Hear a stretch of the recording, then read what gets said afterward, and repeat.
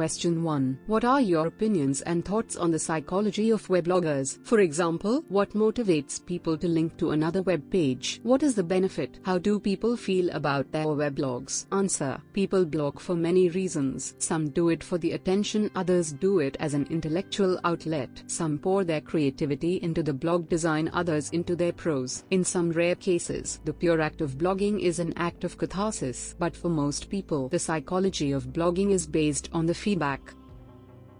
Question 2. What are the most common blogging mistakes? What should web bloggers do to prevent making these mistakes? Are there any best practices for weblogging? Answer. Oh, I'm sure there are best practices for bloggers. I don't really claim to know them. My only thought here is, find a style that works for you. Oh, for example, a big driver of traffic is how frequently you update your site. A lot of the high traffic sites consist of links plus comment, a format that works well for many updates a day. Sometimes I try to link to more stuff, and it just doesn't work for me. I like to write out longer blog posts and long-form essays. Links just aren't my style, and I'm okay with that.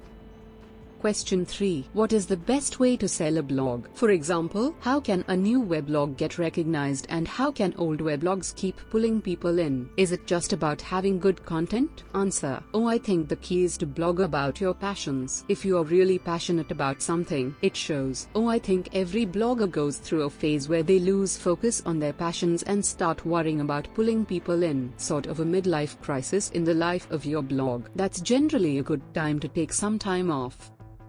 Question 4. Why is blog diversity good? Furthermore, do you think Voyeur Web tools, for example, Blogdex and Daypop, decrease weblog diversity, linking diversity? Answer. I think that's a good thing, since it means that information is spreading faster as the blogosphere gets more efficient. There's been a huge spike in blog diversity in just the past year, as more bloggers have entered the fray. It used to be that most bloggers were kept by web designers, programmers, and usability experts. I love those blogs, but it's been an interesting change to see more blogs by non-techies. Question 5. Why are links so important in weblogs? Do they do more than just connect websites together? Answer. Oh, links are the glue of the blogosphere. Oh, first, links make up a WebLogic blog role, the list of links, generally on the side of a blogger's page, that show which blogs they read regularly. These blog roles are the key to tying together individual blogs into a community. Oh, links also provide a convenient way for bloggers to link to content outside of the blogging universe, cool sites, interesting articles, and the like. And on the flip side, those same links provide a convenient way for blog indices like Blogdex and Daypop to keep score of what's hot or not. Question 6. It seems to me that weblogs tend to point to the coolest news or the most emotional news versus the best news with fact-checking and good sources. Do you think that is true? Answer. Even if it's true, blogs do a pretty good job of fact-checking the news. That's a useful antidote to a problem universal to all news: the need to compete for mind share from an audience with a short attention span.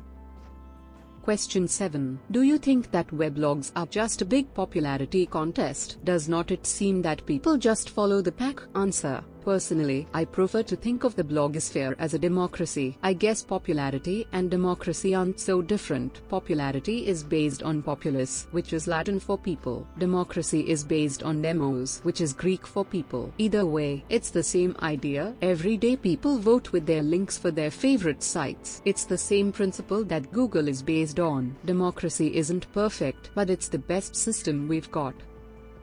Question 8. What do you think about weblogs that do not focus on news? I have seen weblogs with just photos, weblogs about playing games, and weblogs about sexual escapades. How do these weblogs contribute to the blogosphere and journalism and so forth? Answer. I don't think any single blogger has any real responsibility to contribute to the blogosphere. I'm a little reluctant to dismiss a weblog with just photos. No, agree, take some unbelievable photos that make me feel embarrassed about my own blog. Zana Osur/bin/girl writes great blogs about video games every day, and Heather Hamilton aka Us.com writes or wrote hilarious stuff about sexual escapades.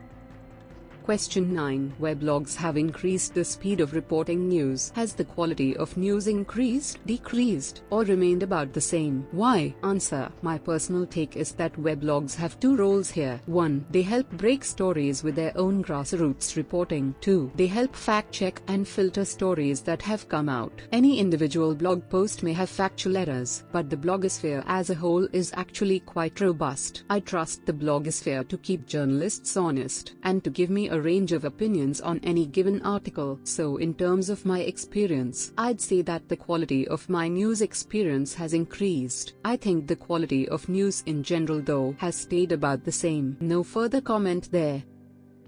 Question 10. Are there good times and bad times to post a story so that it enters the blogosphere rapidly? Are there good days and bad days too? Answer. Oh, it depends on what your goal is, I guess. Oh, if you want to hit number 1 on Blogdex or Daypop, Friday, Saturday, and Sunday are good days to post something. Weekends tend to be very low traffic. If you publish on a Saturday night, your post gets linked to on Sunday and you'll be number 1 on Monday, which can be a high traffic day. Oh, that's probably not the healthiest reason to be blogging. And as of right now, Blogdex doesn't really drive a lot of traffic. Just post whenever you want. I like to finish my articles over the weekends and publish on a Sunday. It's probably not the best day to publish. Lots of stuff comes out on Sunday night. But if you worry about your ratings too much, you'll get sucked into the crazy world of web traffic counters and server logs.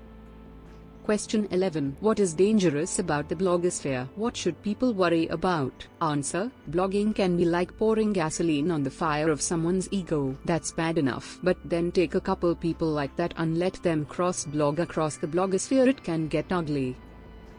Question 12. Who are the people behind the scenes? The bloggers, the blog tool creators? Answer. As someone who falls into both categories, I guess I have a soft spot for people who are passionate, providing tools that let people express that passion. Question 13. Can you imagine a time when weblogs have too much influence or too much power? Will this be any different than having 5 or 6 companies controlling the media like we have today? Answer. I think blogs provide a healthy balance to the recent consolidation in the media industry. All that consolidation has caused an enormous drop in the diversity of voices in the media. But with the rise of personal publishing, I don't think it's fair to say that 5 or 6 companies control the media anymore. At least, if you broaden the definition of media to include blogs.